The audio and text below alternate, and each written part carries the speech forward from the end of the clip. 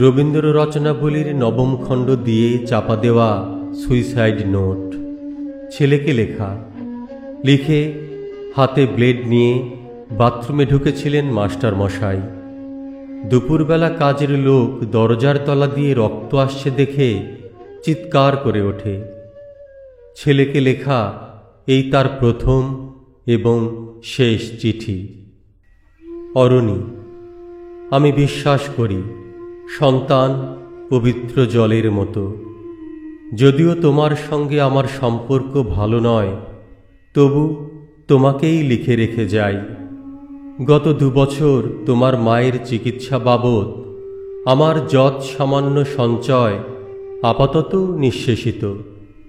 চিকিৎসার ব্যয়ভার আমি আর নিতে পারছিলাম না। জীবনে তোমার টাকা ছুঁইনি, মরেও ছোব না। আমি আজীবন ছাত্র পড়িয়েছি, জ্ঞানতেও কোনো অন্যায় করিনি।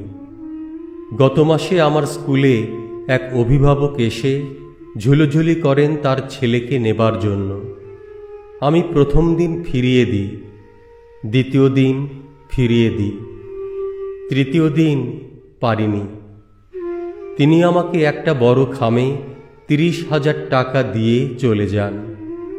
সেই টাকায় এই মাসে তোমার মায়ের চিকিৎসা চলছে। জানি না তিনি বাড়ি ফিরবেন কি না কোনো দিন।